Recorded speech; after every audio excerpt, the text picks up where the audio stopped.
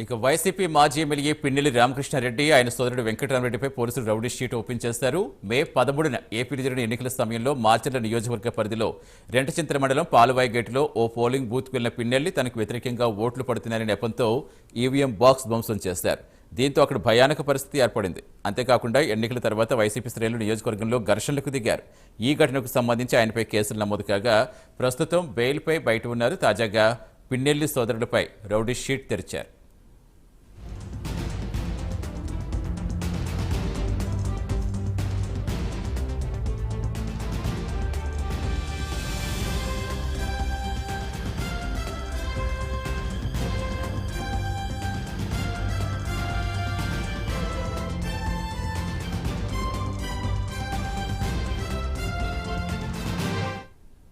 పూర్తి సమాచారం ఇచ్చేందుకు మా కరెస్పాండెంట్ రవికృష్ణ జరుగుతున్నారు. రవికృష్ణ, ఇప్పటికే పలు కేసుల్లో బెయిల్పై ఉన్నారు పిన్నెల్లి. బయట తాజాగా ఓపెన్ రౌడీ షీట్తో ఆయనపై ఎలాంటి యాక్షన్ ఉండబోతుంది అనుకోవచ్చు?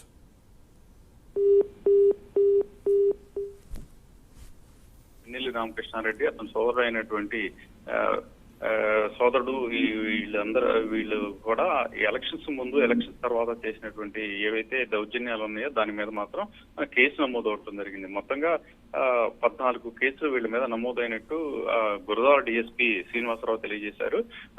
అతని సోదరుడు అయినటువంటి వెంకటరామరెడ్డి, అదేవిధంగా కూడా పిన్నెల్లి రామకృష్ణారెడ్డి కూడా దీంట్లో ప్రత్యక్షంగా పాల్గొన్నట్లు కూడా ఆయన అయితే తెలియజేసిన పరిస్థితి. దీనికి సంబంధించి వాళ్ళ మీద రౌడీ షీట్ ఓపెన్ చేశామని కూడా ఆయన తెలియజేశారు. ప్రధానంగా కూడా ఏదైతే పాల్వాయి గేటులో ఈవీఎం ధ్వంసంతో పాటుగా కూడా అక్కడ ఉన్నటువంటి అడ్డుకోపోయినటువంటి శేషగిరిరావు అనే వ్యక్తి మీద దాడి చేయటము, ఆ తర్వాత అక్కడ ఉన్నటువంటి మహిళ ఎవరైతే ఉన్నారో ఆ మహిళని దుర్భాషలాడటం, ఆమె మీద దౌర్జన్యానికి ప్రయత్నించడం, ఆ తర్వాత మరుసటి రోజు ఎలక్షన్స్ అయిపోయినటువంటి పోలింగ్ అయినటువంటి మరుసటి రోజు అక్కడ కారంపూడికి వెళ్లి కారంపూడిలో ఉన్నటువంటి ఎవరైతే ఈ అక్కడ ఉన్నటువంటి టీడీపీకి సంబంధించిన కార్యకర్తలు నాయకులు ఉన్నారో వాళ్ళ మీద దౌర్జన్యం చేయటము, మొత్తంగా కూడా మొత్తం ఒక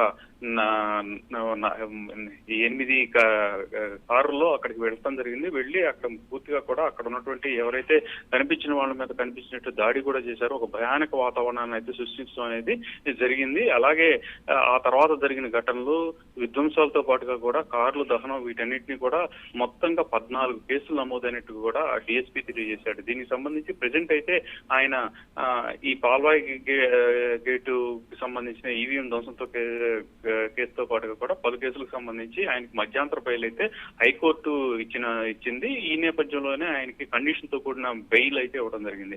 అంటే ఆయన మాచర్ల పట్టణానికి వెళ్ళకూడదు, నర్సరావుపేటలోనే ఉండాలి. నర్సరావుపేటలో ఉండి అక్కడ ఉన్నటువంటి ఎస్పీ కార్యాలయంలో ప్రతిరోజు అటెండ్ అయ్యి సైన్ చేయాల్సిన ఆదేశాలు అయితే ఇచ్చిన నేపథ్యంలో ప్రెజెంట్ ఆయన అయితే మాత్రం నర్సరావుపేటలోనే ఉన్నట్లుగా కూడా తెలుస్తుంది. అయితే ఇప్పుడు మాత్రం ఈ విధంగా ఒకేసారి అన్నదమ్ములు ఇద్దరి మీద పిన్నెల్లి రామకృష్ణారెడ్డి, ఈ వెంకటరామరెడ్డి ఇద్దరి మీద కూడా కేసులు రౌడీ షీట్ ఓపెన్ చేయడం మాత్రం ఒక సంచలనంగా మారిందని చెప్పుకోవచ్చు. ప్రధానంగా కూడా గత 5 సంవత్సరాల నుంచి కూడా అక్కడ అనేక దౌర్జన్యాలు జరిగినాయి. ఆ దౌర్జన్యాలు జరిగిన ఘటనలో వీళ్ళు వెనకున్నారని చెప్పి టీడీపీ ఆరోపించింది. ఈ నేపథ్యంలోనే ఆ రోజు ఎలక్షన్స్ కు ముందు జరిగిన ఘటనలో, ఎలక్షన్స్ తర్వాత జరిగిన ఘటనలు అన్నింటినీ కూడా కేసులుగా నమోదైనటువంటి నేపథ్యంలో ఆయన మీద ఈ రౌడీ షీట్ ఓపెన్ చేస్తున్నట్టు, ఆయన సోదరుల మీద కూడా కలిపి ఇద్దరి మీద రౌడీ షీట్ ఓపెన్ చేస్తున్నట్లు కూడా డిఎస్పీ శ్రీనివాసరావు తెలియజేశారు. Satish. Right, thank you Ravikrishna.